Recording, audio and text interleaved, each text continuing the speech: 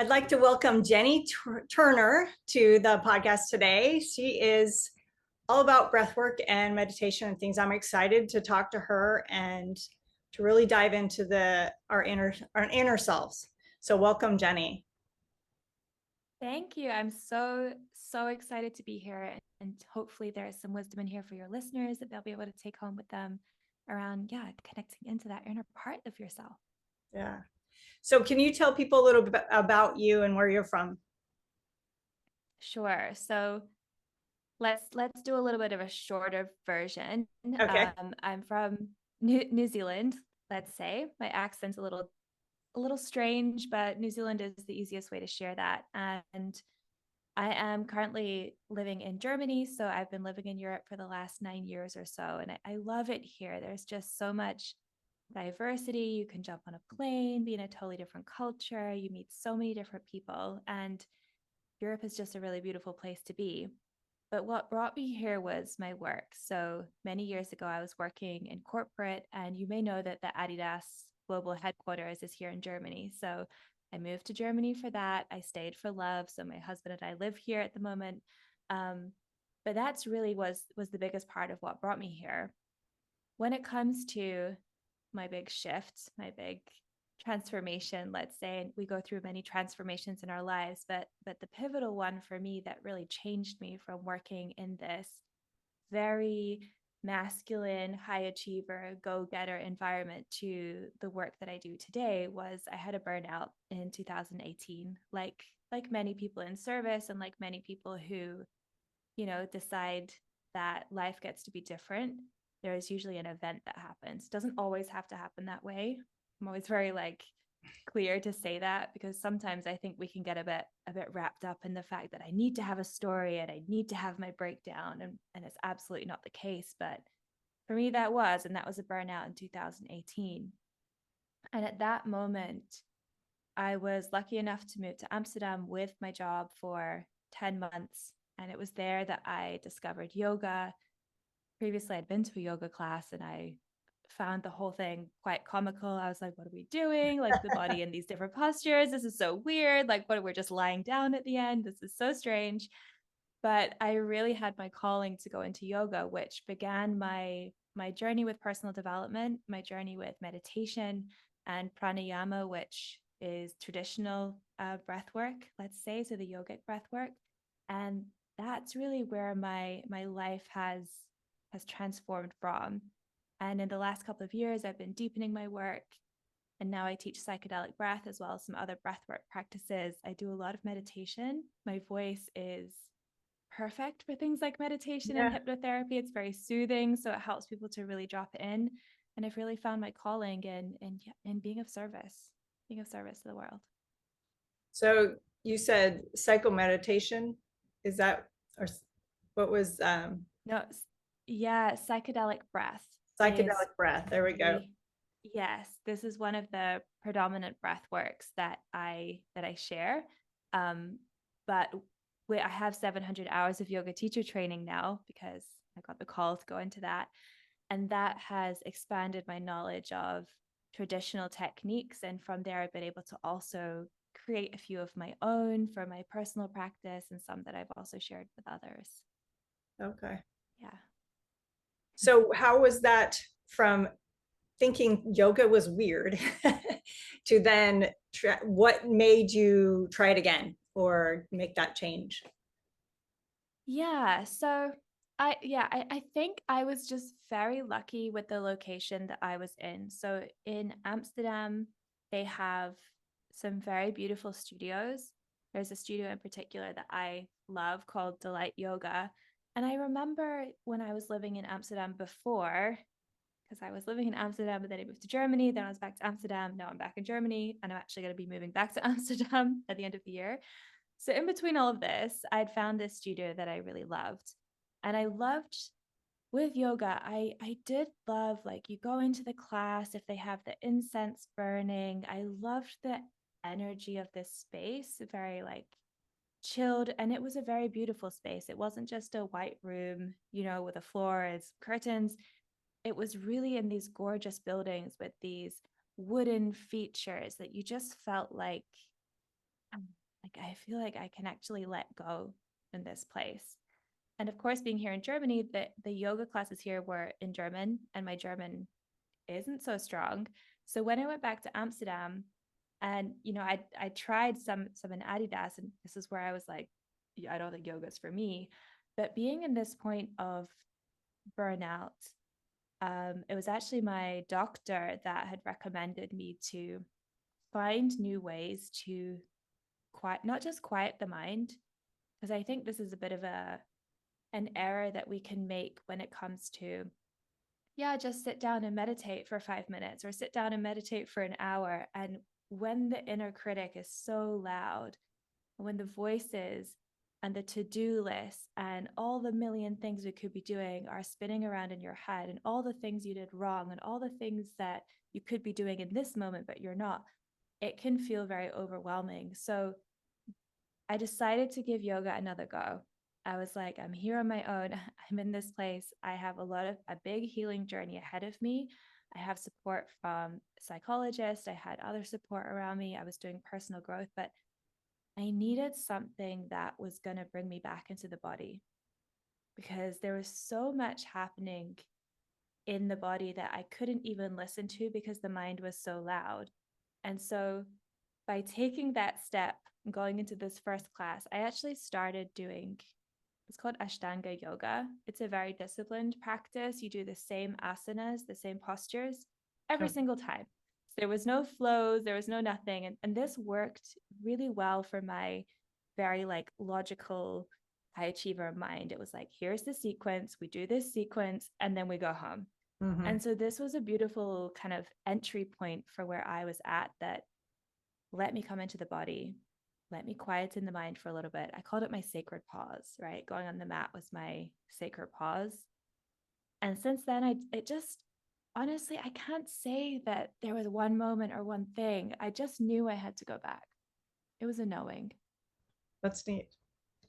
So then did you kept going back, and then how did you get into, I mean, you just felt like this was something that you wanted to dive deeper into and share with others.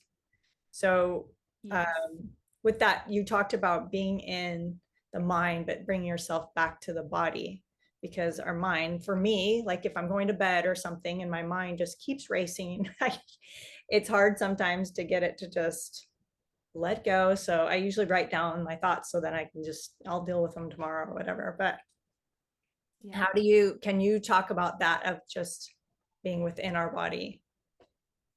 Yes, absolutely.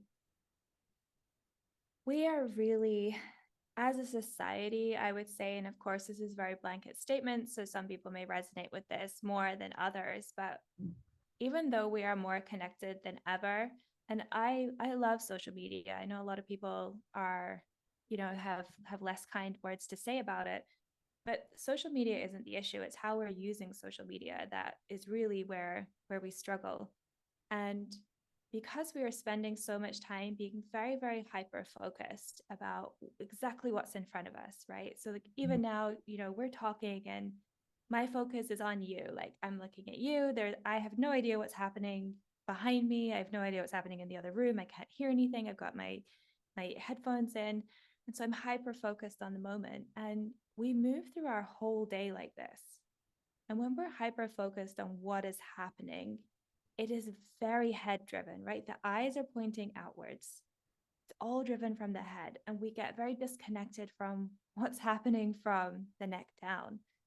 And so coming into the body, it really is a process. And I really would love to stress that, because, again, it's like the meditation. We have very high expectations of ourselves these days, very high expectations that, you read the book and therefore you know everything, or you do something once and then you're an expert. And that's just not how most things work. We have to build neural pathways. We have to train ourselves. We have to feel safe. That's a really, really big thing. We have to feel safe with what we're doing. And a lot of people coming into the body, I do a breath work with this that's, we try to connect with safety inside the body. 99% of people don't find safety within themselves. And so that's why we stay in the head.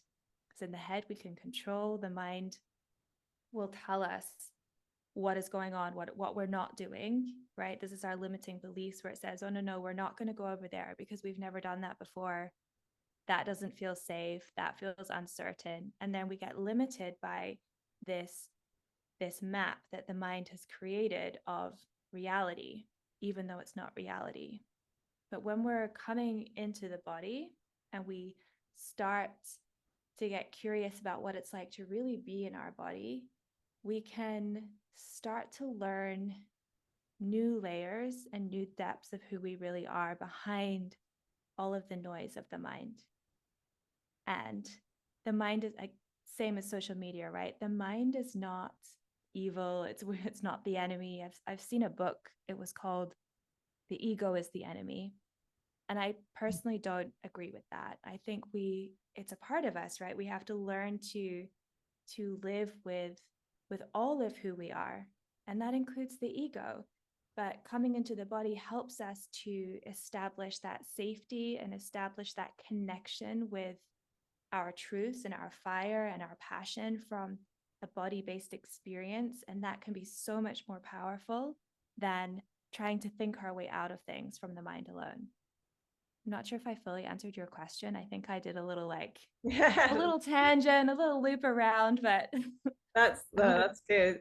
So to go into that, what would someone do? I mean, do they just need to go to a yoga studio, or how would they do it in their home? Like, can you walk someone through that when this is all just totally new to them?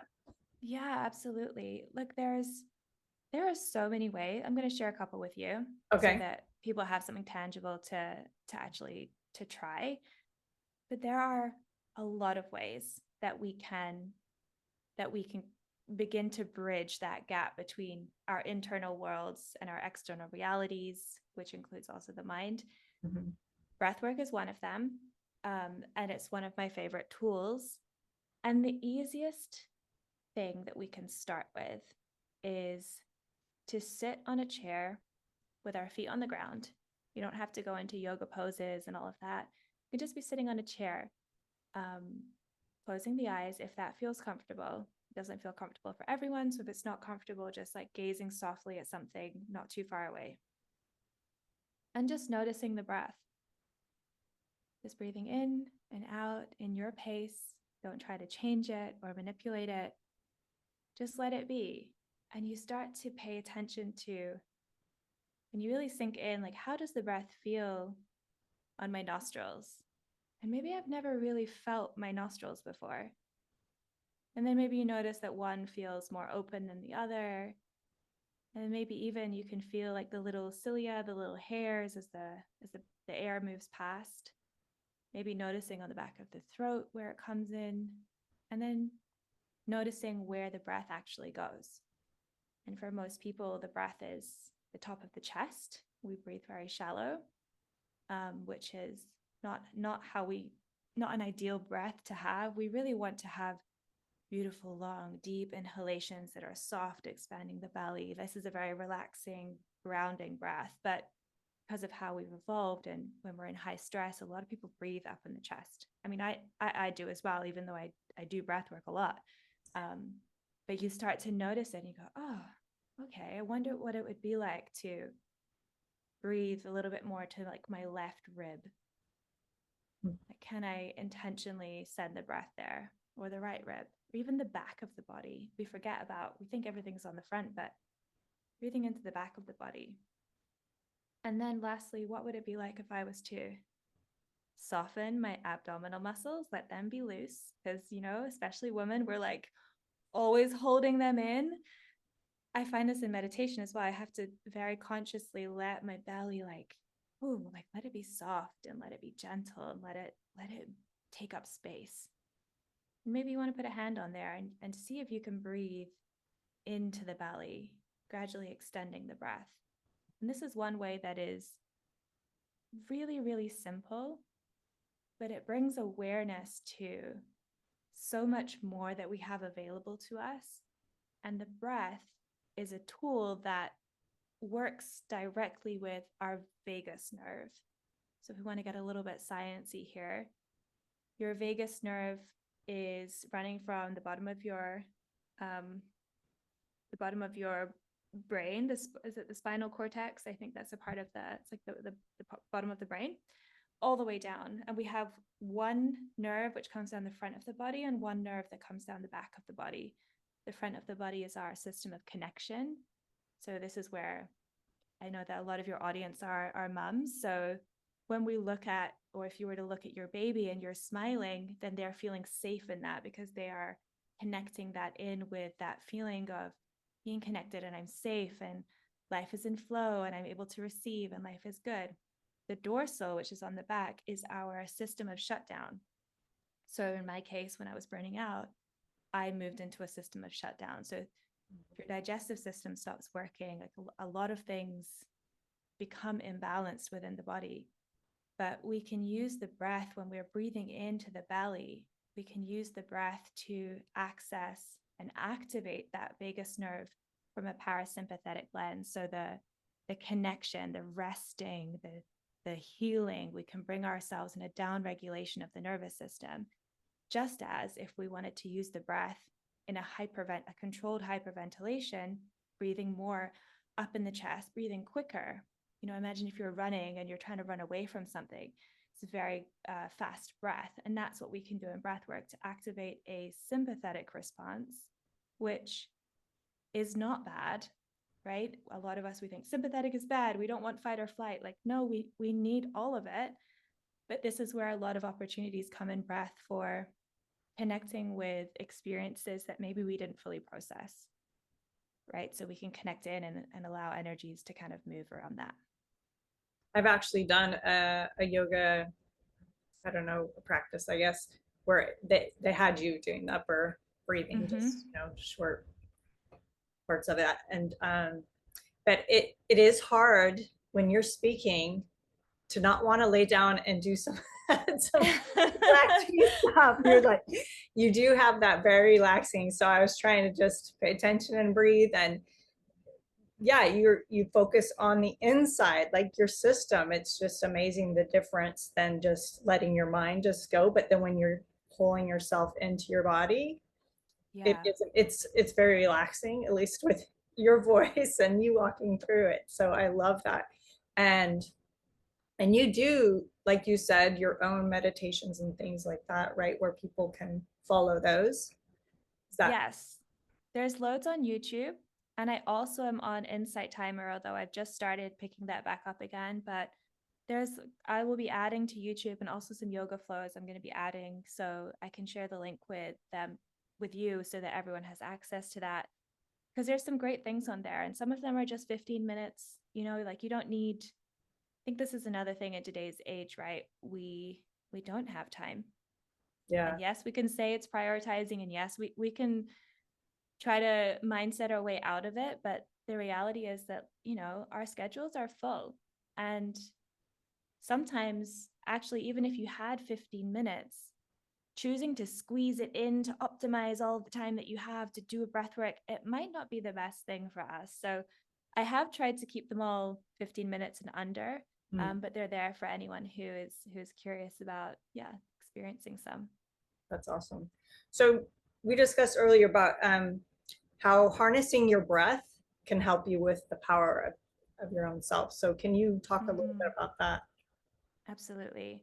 So in yoga, pranayama is essentially, so prana is your life force energy. Yama is control, and ayama is the universe. So we have all of these words living in with all of these meanings living in pranayama.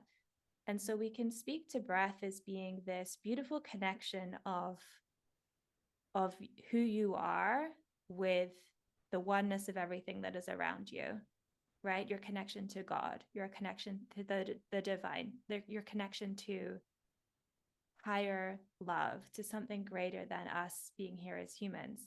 And using the breath, we get to harnessing the power of the breath, we get to connect on deeper levels with ourselves. And it does come down to that. So first of all, let me preface with, there are different types of breath work. there's loads of different styles. We have lots of new like psychedelic breath is a very new experiential breath work. It's been around for, I think, 5 years. There's rebirthing, there's holotropic, there's the soma, schools out there. There's so much out there, but not all breath work is created for the same purpose. Not all breath work is created equally. There's no good or bad or right or wrong, but they're all different. But a common misconception is that all breath work is relaxing. It is not. Some breath work will really take it out of you, and it really invites you to go to those deeper places.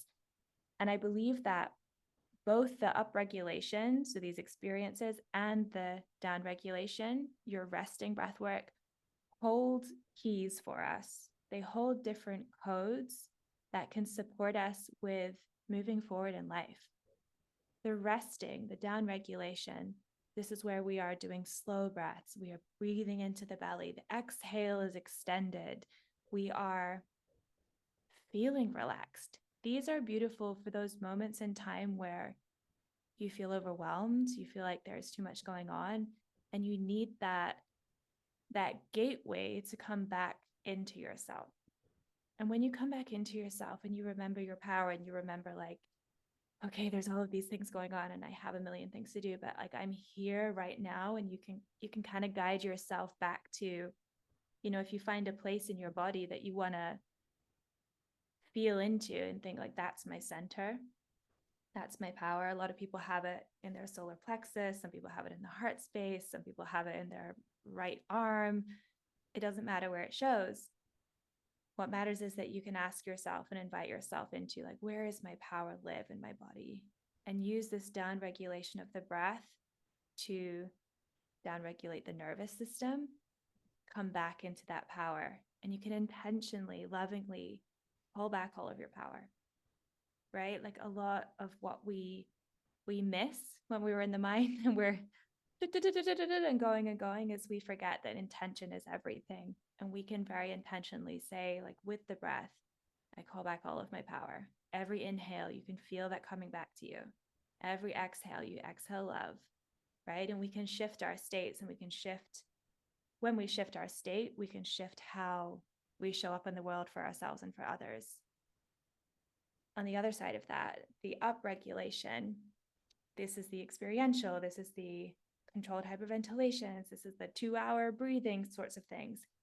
These are very special in a way that working with a trained facilitator, and I would also recommend working with somebody who is trauma informed, because it can get heavy, is that we are changing our brainwave states.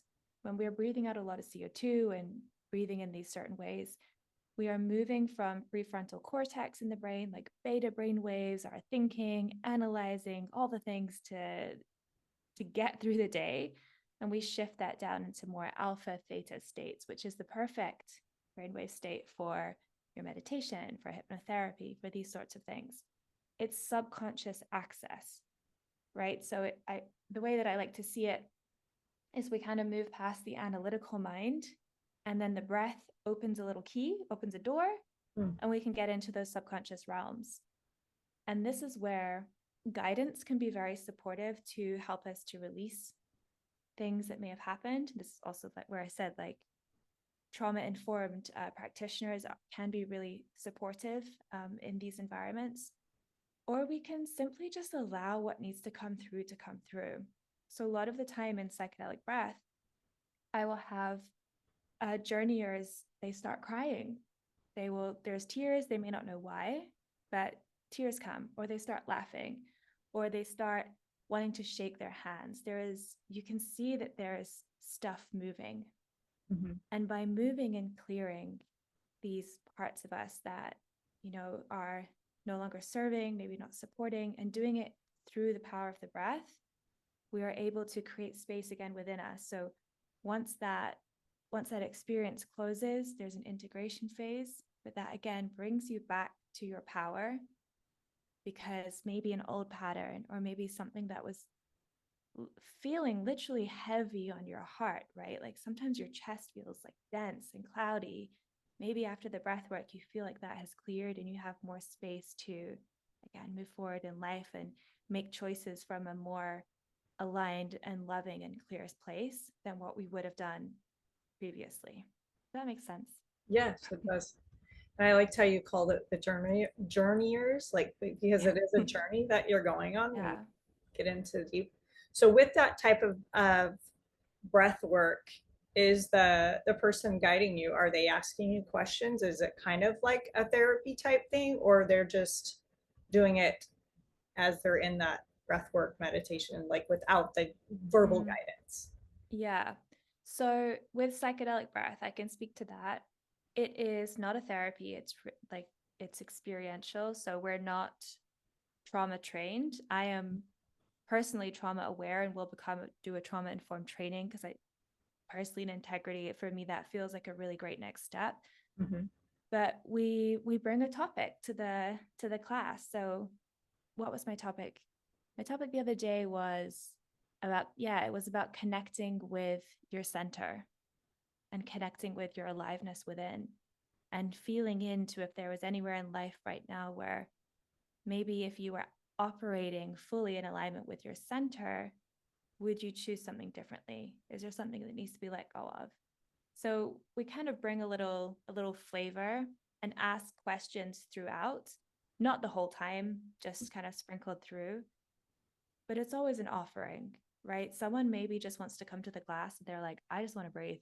I don't even want to hear what you're saying. Like, I just want to breathe, which is perfect. You know, again, everyone is sovereign beings and everyone has permission and authority over how they want to experience the journey. As long as they're breathing in the correct ways, and I can make sure that everything is, you know, I can hold the space for them still while they go on their journey. But I know that in some of the other breathwork practices, it is literally a one-on-one experience. I think they do this in holotropic breathing, where there will be a breather and a sitter, and you can sit there for 2 to 3 hours. And the sitter will also support with asking questions, but also with connecting with specific parts of the body where there are energy meridians and things connected to different emotions to, again, support that release of emotion. And this is where it can be a little tricky, where we have to be super mindful of, first of all, having permission to be able to, if you're going to be placing your hands on another person, getting permission to be able to do that, but also be a little bit careful around re-traumatization. But this is a very, very rare case. So I think my only advice would be like find someone who you really resonate with, who's going to be able to support you through your process. Because yeah, a lot of people go to these because of a specific thing that they want to move through, Mm-hmm. or the breath will guide you to a specific place that you didn't know that you were going to go to. So this is where having someone who is informed and able to be there is super important. Yeah, I can see that. It could, like you're saying, open up the subconscious that you don't even consciously realize what's going on with you, and then bring that to the forefront. So, Yeah. and you mentioned that sometimes people might not even realize why they're having that emotion with the breath work. And what would you, so you said, you know, someone, I guess, whenever they have a moment to just sit and concentrate, put your feet on the ground and just connect to yourself, I guess. Mm-hmm. And what suggestions do you have for someone to make that a priority? Because, like you said, Yeah, so many things are going on and it's hard to take that time. it is. So my favorite tool, I have two breaths and they're super easy. And I think just to say that with any of this personal growth work, development work, connecting with yourself work, the mind wants to make it so complicated. The mind wants to make it like the circus show parade where at the end there's balloons and everybody cheers. Like it's not, it doesn't need to be like this. Mm-hmm. Same with the breath work. A lot of people are really drawn to the very deep, very powerful, very like raw breath work because they think that that's going to be the most powerful, give them the best result. also with a little bit with pricing, right? So a lot of people want the more expensive thing because they feel like that's going to be a better quality, like the Gucci sunglasses, which is actually just made of the same materials as your H&M sunglasses, except it's got a Gucci stamp on it. I mean, I love designer sunglasses, no hate, but it's just a mind thing on how we are perceiving the value of something. Mm-hmm. So with that said, simplicity is really key. We really don't need to overcomplicate it. And when you understand some of the science behind it, you'll know that it's a lot of it is just the ego that wants all the fanfare. So, two things that I love is deep belly breathing. So, I'll be standing at the grocery store or sometimes writing an email, and sometimes I can feel a little bit of anxiety rising. So, the body presents something to me. And I just breathe into the belly. So, like we did earlier, like soften the abdominal muscles, breathing in through the nose, and I count for 4, and exhale through the nose or the mouth, count for 8. So, we always want to extend the exhale, ideally double the exhale. Very simple. If you have time, you can put on a favorite song. A really beautiful song is called Faith's Hymn by a beautiful chorus. It's perfect beat, very relaxing. It's about 6 minutes long. You don't have to do the whole 6 minutes. You don't even have to listen to music, but if you wanted to, it's there. But this is a very simple practice. And the other one that I enjoy doing a lot is called box breathing. And the Navy SEALs use this as well to support their teams and their people kind of in high stress situations, where we inhale through the nose for 4, we hold the breath for a count of 4, we exhale for 4, and we stay empty for 4. And then you do it again. In, hold, out, hold. And as you're doing this, regardless of where you are, it's again about mindfully softening the shoulders if you can. Notice if the jaw is tight. You can do a little scan from the top of the body, the bottom of the body. Sometimes you might notice like your hands are really tense, or, even that you're doing something weird with your tongue, or, like you start to notice what's going on, and you can consciously begin to soften, which will bring you back into being in this present moment. Yeah, those sound pretty simple. I was doing the first one as you were talking about it, and I'm not in practice, so coming out 8 counts. It's hard. Yeah, I mean, you can do a 3 and 6 if you want. I mean, yeah, I think I could build up to that. It's been a while. So yeah, I think just the practice of it, but it'd be good to be able to just take it slow. And I think you're right. Like when we begin to expand the capacity of the lungs, right? Because we don't always use the full spectrum of what is available to us because we're breathing up in the chest. But when we can bring that down, it will help to, like, I can breathe in quite a lot of volume of air.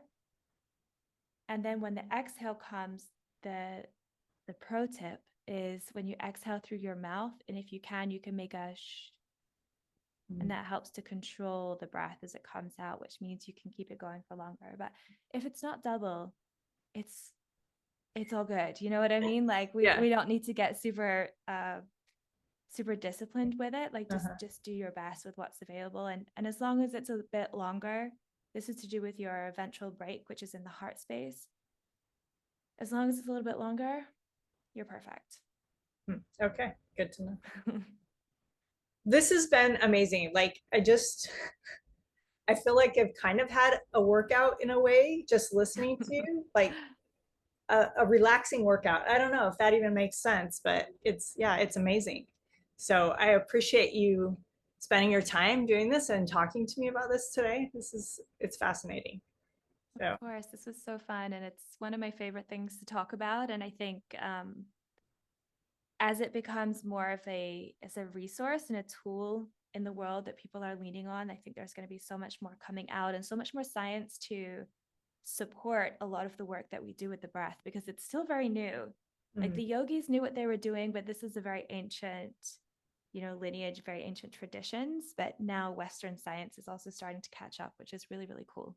Yeah, that is neat. we're all one. Our systems all work together. So mind, body, and soul. I mean, it's the spirit, and yeah, it helps each other, to be able to connect inside and connect with our spirit, to me, and then Yeah. it helps our physical everything. So I Yeah. appreciate you sharing all you have. It is amazing. It's fascinating. So can you tell people where they can connect with you? You talked about your YouTube, but where else can they connect with you? Sure. So my like main hangout is, like most people, it's on Instagram. It's at I am Jenni Ann. That's JenniAnne. So I'm there. I'm on there every day. So Okay. engaging with people, connecting, posting a couple times a week. And I have my website, which is imjann.com, the YouTube, which you'll share. And that's really it. You can find everything you need to find through those spaces, and reach out, tell me what you thought of the episode. If anyone has questions, I'm so open to answer any questions anyone might have about breathwork. And I think it would be beneficial just to have them listen to your voice. It's soothing. So that's definitely a gift for you. So thank you so much, Jenni. Thank you so much. This was really fun.